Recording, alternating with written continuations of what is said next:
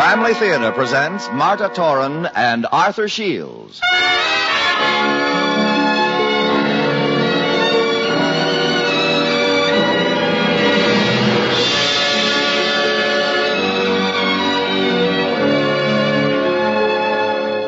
From Hollywood, the Mutual Broadcasting System, in cooperation with Family Theater, brings you transcribed Arthur Shields in The Right Approach.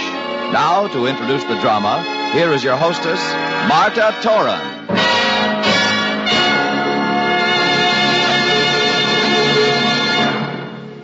Thank you, Tony Lafrano. First, a word about Family Theater's purpose. That single purpose is to promote family prayer, in the belief that prayer is the most powerful force at man's command, and, as such, must be given a place in our hearts and homes, in our times, and in our world. And now to our drama, starring Arthur Shields in The Right Approach.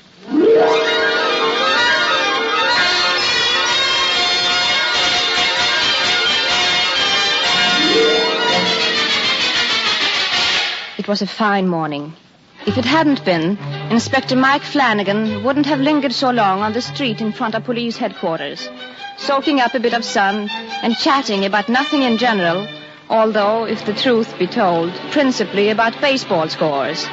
And when he went in, the captain of inspectors wouldn't have addressed him like this. Well, Flanagan, a half hour late again. You know how I feel about such doings. Yes, sir, Captain Murphy. 'Twas nothing but a small while. I was outside chatting with some of the boys. You'll be having us punching time clocks yet, like they do down them insurance companies down the street. In this station, reporting for duty means coming to this here desk and not lollygagging with the boys at the front entrance. It was only exchanging a little talk I was with some of the night crowd. They're a decent lot. And I was picking up some clues on the Brimstead murder case. You wanted solved, I'm thinking. So, you were picking up clues. Sure thing. Why, And did the Nightside treat you to the pleasure of telling you they solved the case and have a confession? A confession? Peter Tiffle's tale. Oh, that night crowd. 'Tis treachery they had this morning in their bright smiles and the bit of blarney they were offering for conversation. That Brimstead case is closed as far as you're concerned, Flanagan. But who? That young jackanapes of a Tommy Harris walked into the Nightside and confessed to a Palooka cop who hadn't been in the department more than 4 months. Newshawks are in the super's office getting the dope right now. Tommy Harris? The likes of him? Why, You're after recognizing the name. that blackguard. The very first person I talked to after the murder. Exactly what are we saying? What? Flanagan, how long have you been in the department? Well, you could reckon the answer as fast as myself. Sure, I joined the force the same day they promoted you to sergeant. 23 years. And how long is it you're after being in the inspector's division? 'Twas yourself made me a plainclothes man the day after they made you lieutenant and polished off the chair you're sitting in. Let me see. 12 years. I've survived 4 superintendents and 8 shake-ups. Thanks to your eminence, of course. For a fact. I've been good to you, Michael Flanagan. And I solved the Grigsby case for you, didn't I? That you did, in true. And the handsome triple slaying. That's no lie. And the 100,000 bank snatch from the Madison branch of the First National Trust. Flanagan, don't pull out your musty old clippings on me. Whose clippings? They seem to have given Timothy Aloysius Murphy no shabby share of the mentioning. Well, what's this to do with the devils of a scamp, Tommy Harris? You'll be after saying Harris was the first person you talked to. Of course. He seemed as natural as a bird's tail for it, at first. But now, wasn't I the thickhead? Trouble is, Flanagan, your approach was all wrong. Too direct. You marched up to him like it was St. Pat's Day. And you tipped your big fat mitt. But listen... Times is changing. You can't use methods you learned as a flat-foot pounder to beat, or whirling a short shillelagh for the delight of the housemaids in the park. But, Captain, wait a while. Now, keep listening to me. I repeat, man, times is changing. It's scientific you got to be. This is the day of lie detectors and psychometers and... Aye, and drunkometers and all that fiddle-faddle. In the old days when we picked up a man who tasted too much of the poteen, we smelled at his breath. And if a whiff of it had a jolt of John L. Sullivan, you cooled him quick enough in the iron closet. No further questions. Now, be jabbers, you have 'em blow up a fancy pink balloon so that professors with white coats and heavy black spectacles can be telling the judges, Your Honour, it was $6 scotch he was drinking, or bourbon, or just canned heat. Now, Captain, now look. Now. You could learn from these laddings. I tell you, man, your approaches are wrong. It's too direct. You've got to be like a wary cat crossing on a wire fence. I'll be in the back room picking up the soil. Captain Murphy, Day Chief of Inspectors. Yes. City Hall, you say? Oh, put her on. Yes, Miss Hardcomb. I got it. Department of Animal Regulation, room 906, you say. License matter, you say. Well, couldn't your own inspectors... No. Yes, I understand. A trained man you'll be needing. Yes, I'll have someone right over to see you. Flanagan! I wasn't gone anywhere. What now? Now, get over to City Hall, me bucko, to the Department of Animal Regulations. The dog bureau, you mean? She called it the Department of Animal Regulation. But anyway, see Miss Hardcomb on a matter of a dog license. Room 906. A dog license? Oh, Skipper, send Flanagan or Bostwick or one of them young buckles. Send what's his name? Dembrowski. If you'd report on time in the morning, maybe you could have had that new Chapman case that's breaking. You weren't here, so I sent Bostwick. Flanagan's down at the morgue. I put Dombrowski on the pickpocket detail to fill in while Hennigan's sick. O'Brien and Callahan are on pawn shops today. That leaves you. You wouldn't want to waste a sergeant inspector on a little dog case. Let's wait till one of the other... I thought I'd been schooling you to sit at this desk one day. Now I see you're not so smart as I took you for. Dog case or broken window or leaky faucet. When the hall calls, you act fast. You jump like an English sparrow. English? Them boys at the City Hall can help. Can help a lot. With superintendents changing so fast nowadays. What do you think keeps me here, right on the old milk route all these years? Oh, all right. You said it was a Miss Hardcomb who called. 'Twas that. She seemed to know just what she wanted to. Now, will you be getting along over there? And mind what I'm telling you, Flanagan. Use tact and the velvet touch.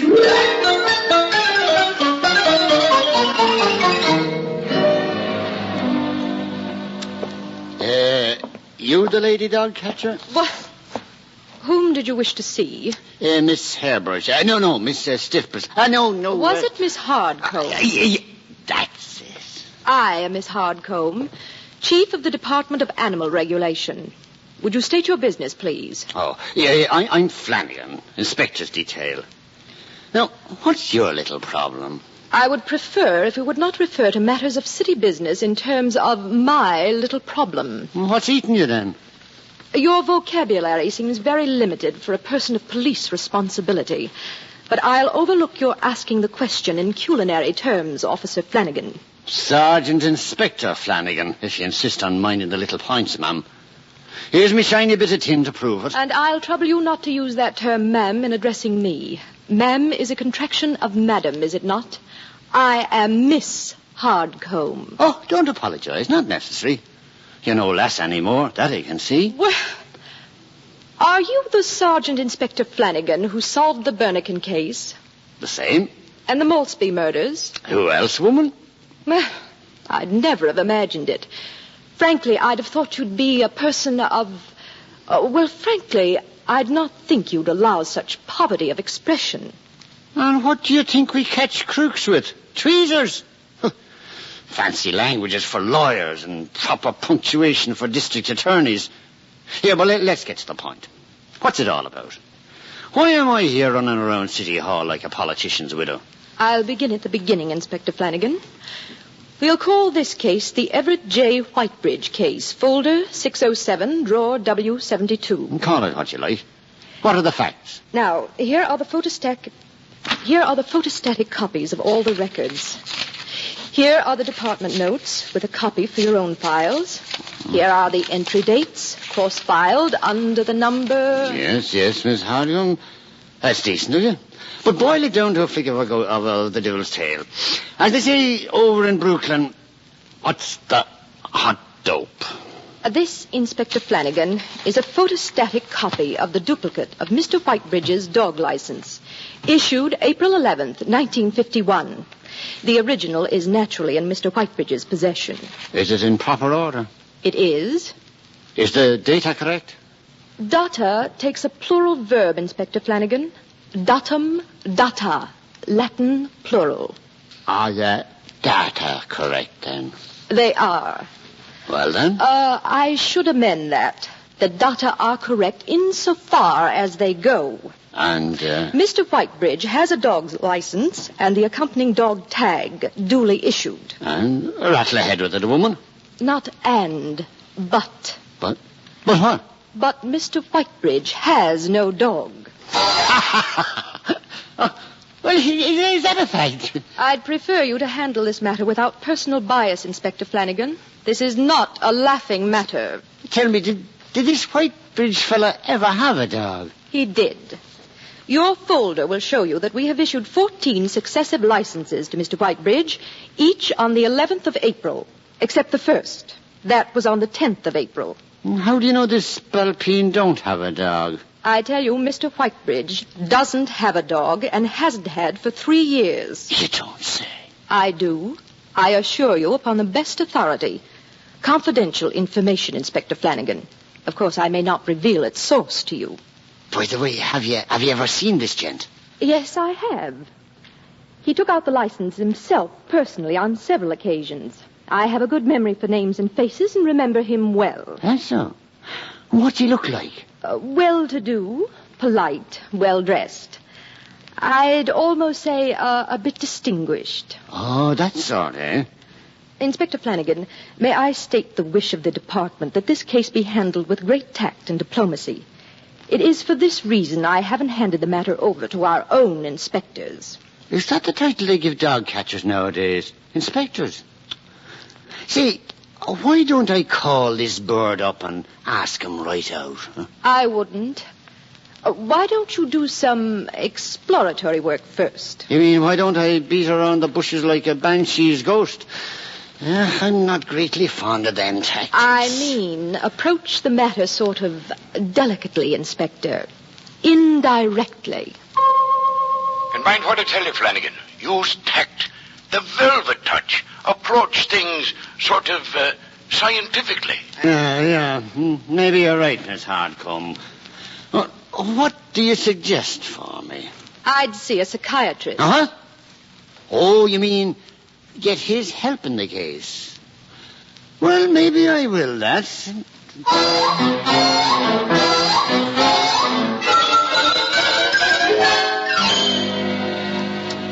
So you see, Doc, these are the facts as I know them. Mm-hmm. Now, why would a man keep getting a license for a dog he's never had, and he's no more than he has the British Navy in his bathtub? Of course, you understand, Inspector. I have not observed the patient. No, of course. It's not a diagnosis I'm wanting. Just a bit of a steer. Now, I don't say that... no, of course you don't, but... It could be a case of refusal to accept reality. Yes.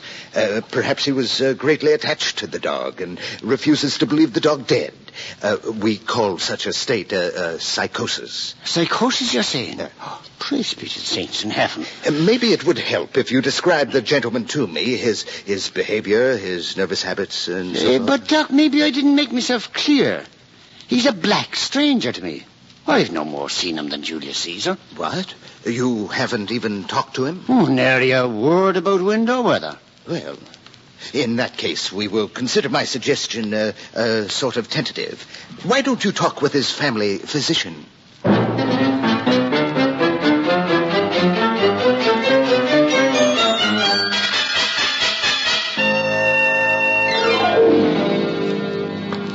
Sit down, Inspector Flanagan. How can I help?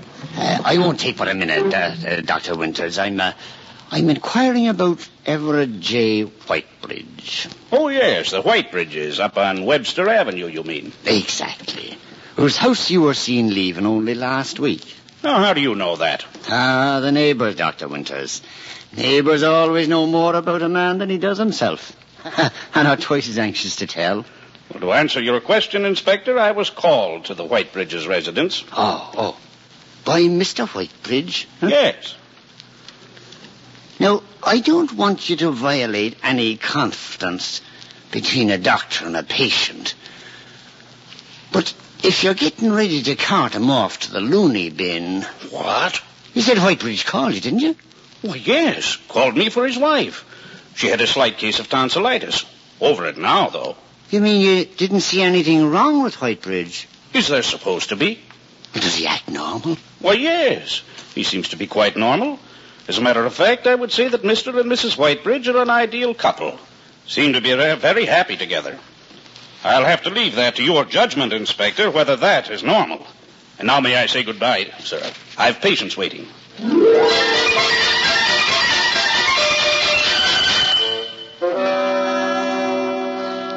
You next, mister. What'll it be? Prime rib, tenderloin? Nice special today on pig's feet.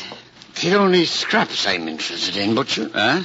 Well, what kind of scraps? For a dog? Yeah, but scraps of information about a dog. Hey, what is this? Well, I'm Inspector Flanagan. Can a man talk privately with you for a slim minute or two? Oh, sure thing, Inspector. How about over here? Oh, suits me to a T-bone. Do you know the Whitebridges of Webster Avenue? Whitebridges? Oh, sure thing. Why, he's been buying meat in this butcher shop for years. Oh, he has he? Well, now, what's peculiar about that? He's one of the folks can still afford it. Tell me, how do you trim his meat? Say, mister, wait a minute. What kind of a quiz is this? I ain't running no black market or nothing. I'm only inquiring how you trim Mr. Whitebridge's meat. Look, Inspector, I don't think you know what we butchers go through nowadays. It's bad enough the way the customers complain without the cops coming around asking us how thin we're slicing the bologna. There, I was only asking, does Mr. Whitebridge ask for scraps for his dog or a bit of a bone? Look, Inspector, it's only the Iceman who used to know household secrets, and that went out with refrigerators. For all I know, Mr. Whitebridge's dog died years ago. If he didn't, well, maybe he's feeding them dog biscuits. No,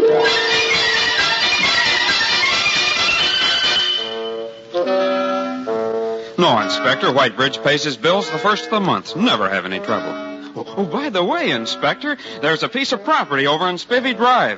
Good buy for a fellow with a steady income. Would you be interested in acquiring such a piece of property? Sure, Inspector. I make Mr. Whitebridge's suits. Size 40, waist 36, length 31. That's all I know. Are you sure now? What do you think? That I might be putting secret pockets in Mr. Whitebridge's pants or two trick linings in his vest? I worked once for a magician. I put a zipper here and a zipper there. But this Mr. Whitebridge, he's no magician. He's no smuggler. He's a businessman, like myself. I tell you, size 40, waist 36, length 30. That's all I know. That's all I know.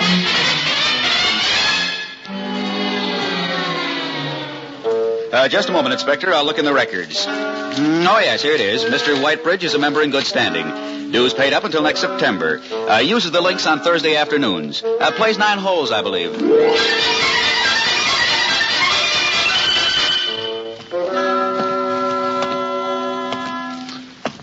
That's his house over there.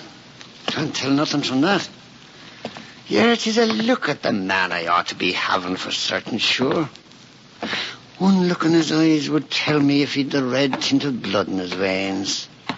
'Tis shadowing a ghost I am this way. Hey, you there. What is it? What are you doing prowling around this neighborhood? What's your name? Flanagan. Inspector Flanagan. So you're Flanagan. I thought so. And who's inquiring? My name is Whitebridge. Everett J. Whitebridge. It is? Whitebridge now? Well, shame the devil for that. I demand to know why I'm being persecuted this way. My neighbors are peeping from behind curtains at me. The radio patrol car comes by twice as often as before, stopping in front of my place every night. My partner is looking funny at me and hasn't had lunch with me for a week. Out on the golf course, I can't even get a caddy. I demand you make charges. Now, what have I done? Robbed a bank? Committed embezzlement? Or Easy down, Manny. I'm being ruined and I can't find out for what. I demand you make charges. Bring me to trial. Anything but this. Now, what's it about? Tell me. It's a little matter of a dog license. A dog license? Huh? Do you confess? Of course I confess. Get out your pencil. Uh-huh.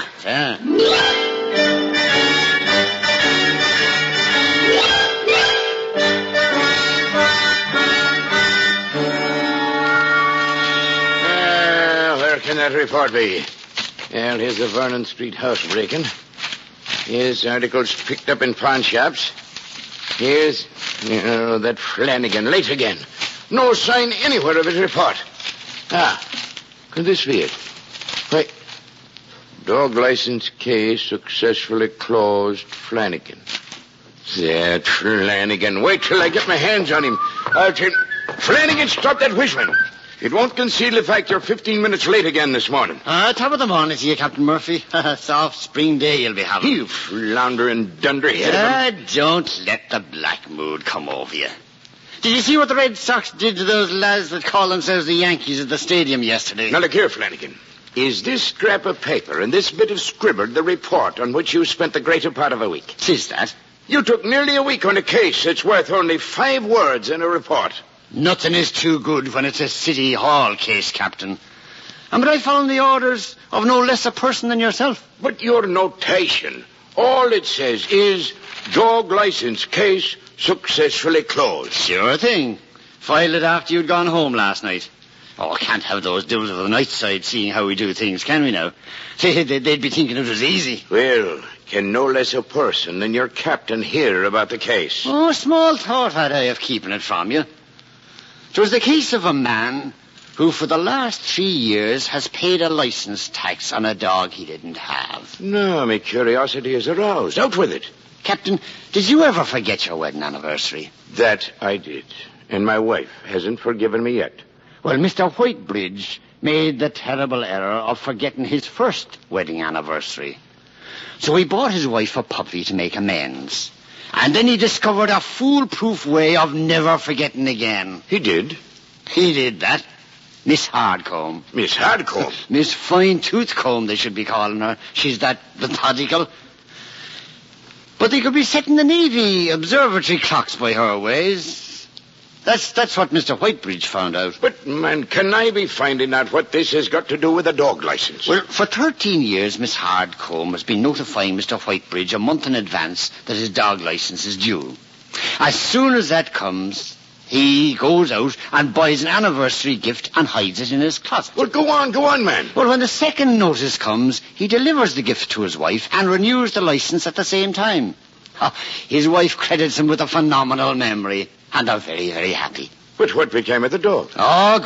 Grew old and died 3 years ago. But Whitebridge was thinking Miss Hardcomb's notification service well worth the $2 license fee.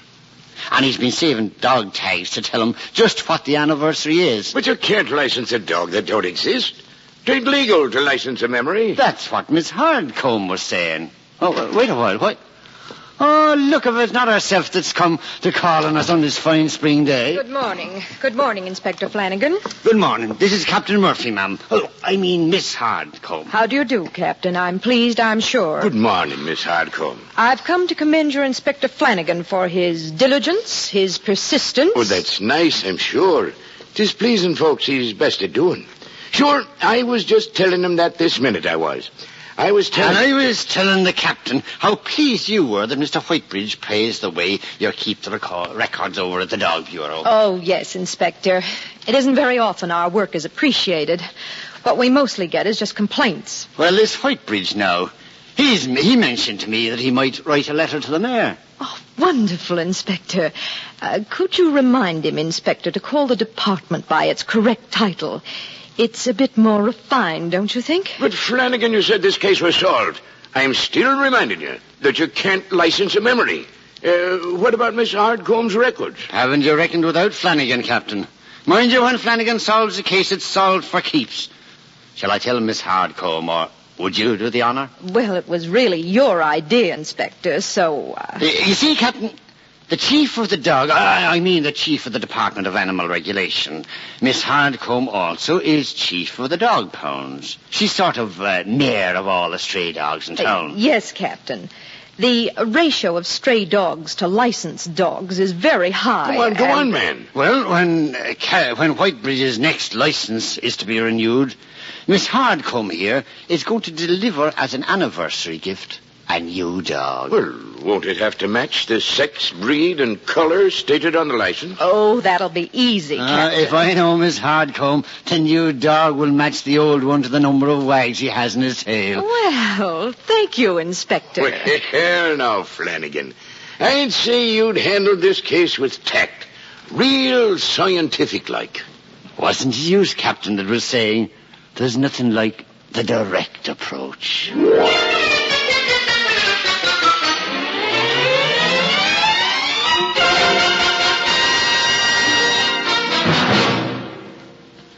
This is Mara Torren again. Every time I tidy up the house or put the dinner dishes back into their neat piles, it pleases me to remember I am responding to an innate feeling we all have. The psychologists call it a love of order. Everything in its place and a place for everything. Every housewife knows that one of the quickest ways of freshening up a room is to sweep up the intruding dust, hang up carelessly deposited clothes, and bring back a sense of order. The eye, at merest glance it seems, recognizes and appreciates order.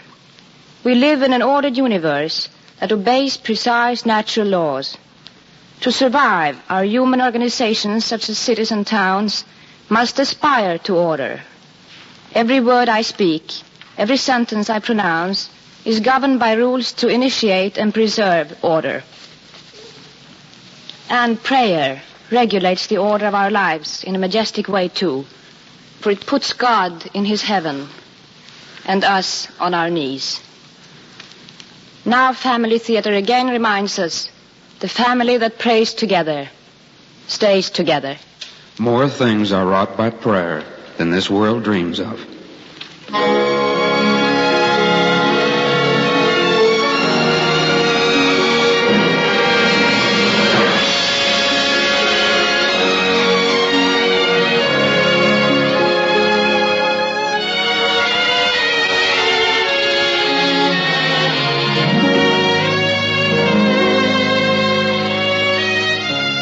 From Hollywood, Family Theater has brought you transcribed Arthur Shields in The Right Approach. Marta Torren was your hostess.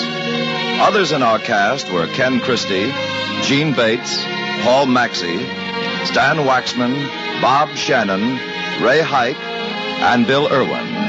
The script was written by James Roach, with music composed and conducted by Harry Zimmerman, and was directed for Family Theater by Joseph F. Mansfield. This series of Family Theater broadcasts is made possible by the thousands of you who feel the need for this type of program, by the Mutual Network, which responds to this need, and by the hundreds of stars of stage, screen, and radio who give so unselfishly of their time and talent to appear on our Family Theater stage. To them and to you, our humble thanks. This is Tony Lafrano expressing the wish of Family Theater that the blessing of God may be upon you and your home, and inviting you to join us next week at this same time when Family Theater will present Walter Brennan in The Luck of Roaring Camp. Join us, won't you?